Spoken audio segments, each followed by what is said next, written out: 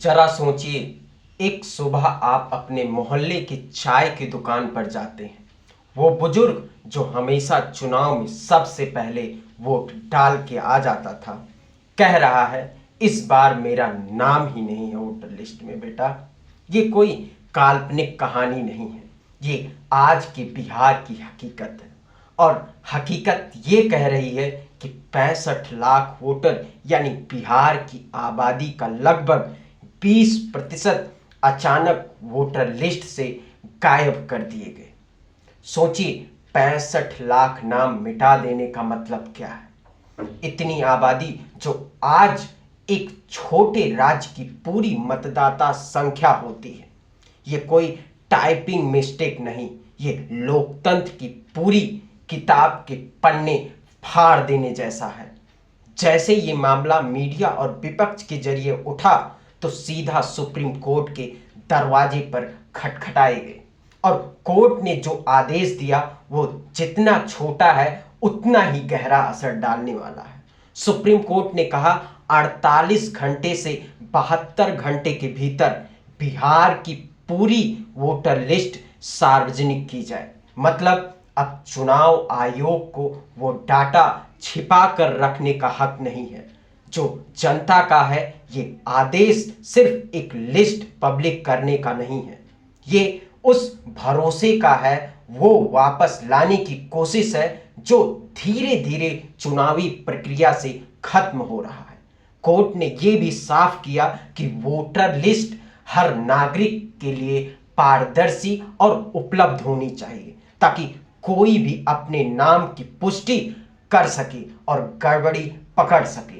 अब बड़ा सवाल, इतने सारे नाम एक साथ क्यों और कैसे हटाए गए? चुनाव आयोग का कहना है ये सभी नाम या तो डुप्लीकेट थे या मृतक थे या फिर वो लोग अब बिहार छोड़कर कहीं और शिफ्ट हो गए थे। लेकिन क्या ये मानना आसान है कि एक ही साल में पूरे 65 लाख लोग बिहार से बाहर चले गए? और अगर ये नाम वाकई डुप्लीकेट थे तो इतने सालों से वोटर लिस्ट में कैसे बने रहे? क्या चुनाव आयोग की आंखें अचानक से खुली या फिर किसी ने चुनावी गणित के हिसाब से डिलीट बटन दबा दिया? डुप्लीकेट हटाना जरूरी है, लेकिन सवाल यह है कि क्या असली वोटरों को भी डुप्लीकेट मानकर हटा दिया गया?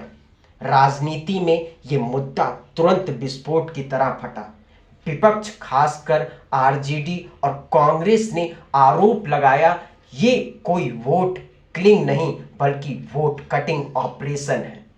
राहुल गांधी ने इसे लोकतंत्र पर हमला कहा और तेजस्वी यादव ने आरोप लगाया कि ये साफ साफ सत्ता पक्ष की रणनीति है ताकि विपक्ष के वोट बैंक को कम किया जा सके। वहीं बीजेपी और जेडीयू का कहना है ये तो सामान्य प्रक्रिया है, हर चुनाव से पहले लिस्ट अपडेट होती है, इसमें राजनीति मत देखिए। लेकिन जब आंकड़े 65 लाख का हो तो राजनीति अपने आप में आ जाती है, क्योंकि ये आंकड़ा इतना बड़ा है कि इसे चुनावी नतीजे उलट पुलट हो सकते हैं। कोर्ट का आदेश सिर्फ डेटा रिलीज करने का नहीं है, ये एक संकेत है कि चुनाव आयोग अब अपनी पारदर्शिता पर सवाल झेल रहा है। जब लिस्ट ऑनलाइन होगी तब विपक्ष और नागरिक समाज उसे लाइन बाय लाइन चेक कर सकेंगे। डुप्लीकेट, फर्जी पते, गलत नाम सब खुलकर सामने आएंगे।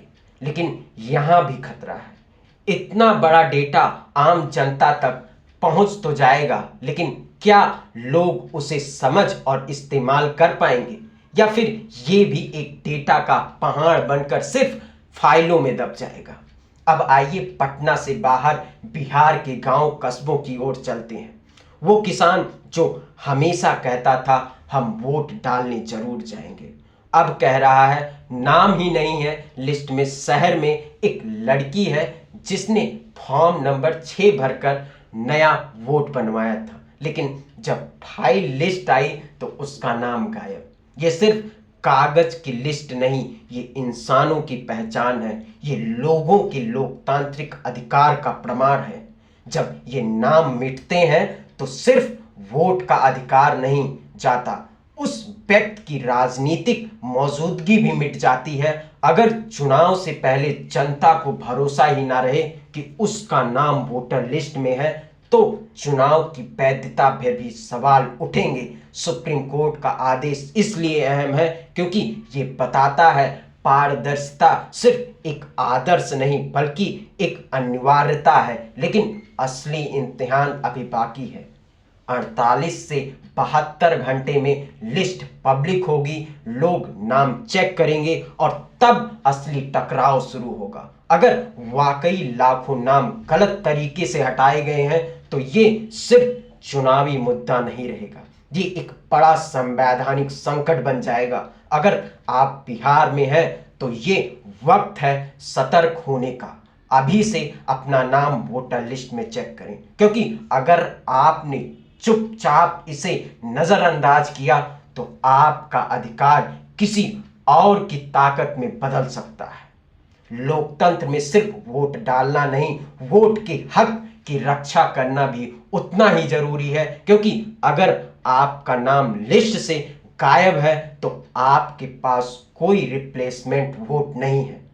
65 लाख नाम, क्या ये सिर्फ आंकड़े हैं या फिर 65 लाख कहानियां हैं जो लोकतंत्र की किताब से फाड़ दी गई हैं? सोचिए और बोलिए, क्योंकि अगर आज आप खामोश रहे तो कल आपकी पहचान भी इसी लिस्ट से गायब हो सकती है।